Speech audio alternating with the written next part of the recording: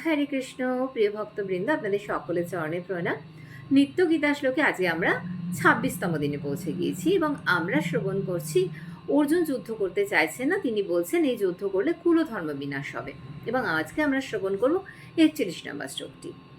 শঙ্কর নরকায়েব কুলঘ্নানঙ্কুলস্য চ পত্যন্তি পিতরঃ হস্যং লুপ্ত পিণ্ডোদক ক্রিয়াঃ।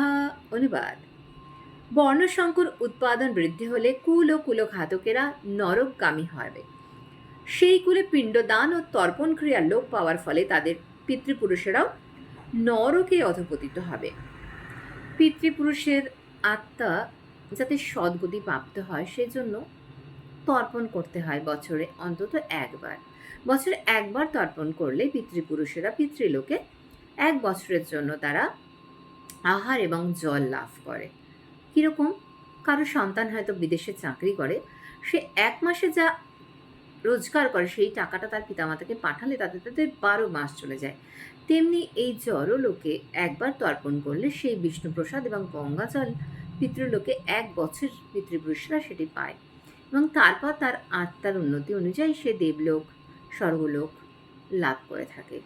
তাই এই তর্পণ ক্রিয়া কিন্তু বিশেষ গুরুত্বপূর্ণ। কিন্তু বর্তমানে বর্ণসংকর উৎপাদন হওয়ার ফলে এই তর্পণ ক্রিয়া লুপ্ত হয়ে যেতে পারে, অর্জুন চিন্তা করেছিলেন। দাপরের শেষ, কলির শুরু। এবং বর্তমান সমাজে আমরা দেখতে পাই, কদিন আগে আমরা সোশ্যাল মিডিয়াতে দেখেছি একজন লোক তার 3 কন্যাকে অনেক কষ্টে মানুষ করেছে এবং তারা স্ব ক্ষেত্রে স্বনির্ভর হয়ে উঠেছে আজকের দৃষ্টিতে। কিন্তু তারা শুধুমাত্র পিতার দাহ কার্যের খরচা দিয়ে পিতার অন্ত্যেষ্টিক্রিয়া সম্পন্ন করলেন এবং তারা বারবার ডোমকে ফোন করে জিজ্ঞেস করছেন আর কতক্ষণ লাগবে তাদের পিতার দাহ কর্ম সম্পূর্ণ হতে। কিন্তু শ্রাদ্ধানুষ্ঠান আমাদের ধর্মে শাস্ত্রে বেশ কিছু রয়েছে।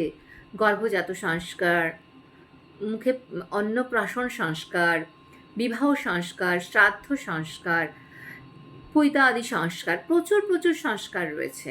তার মধ্যে বর্তমানে টিকে রয়েছে বিবাহ সংস্কার কোনো রকমে, অন্নপ্রাশনের সংস্কারটা চলে, আর শ্রাদ্ধ সংস্কার কী অবস্থা এক্ষুনি তো আপনাদের বললাম। অর্জুন সেটাই চিন্তা করেছিলেন এবং আমরা সমাজে দেখতেও পাচ্ছি। তাই প্রিয় ভক্তবৃন্দ, আমাদের কর্তব্য আমাদের সন্তানদের যেন আমরা পুঁথিগত শিক্ষার পাশাপাশি শাস্ত্রীয় শিক্ষাটা প্রদান করি, কারণ আমরা সকলে আত্মা, পরমাত্মার অংশ এবং এই আত্মার খাদ্য আর দেহের খাদ্য কিন্তু সম্পূর্ণ ভিন্ন। এবং এই আত্মার মৃত্যুর পর সদ্গতির জন্য যে অন্ত্যেষ্টি ক্রিয়া সম্পন্ন করতে হয়, যে শ্রাদ্ধানুষ্ঠান করতে হয়, যে তর্পণাদি করতে হয়, সেই সমস্ত শিক্ষা যদি আমরা আমাদের সন্তানদের না প্রদান করতে পারি তাহলে তো অর্জুনের সেই আশঙ্কাটাই সম্পূর্ণ হবে। এবং অর্জুন বিষাদগ্রস্ত হয়েছেনই এই জন্য যেন আমরা তার বিষাদগ্রস্ত হওয়ার মাধ্যমে ভগবানের কাছ থেকে এই শিক্ষাগুলো লাভ করতে পারি। হরে কৃষ্ণ, হরি বল। আপনাদের সকলের চরণে প্রণাম।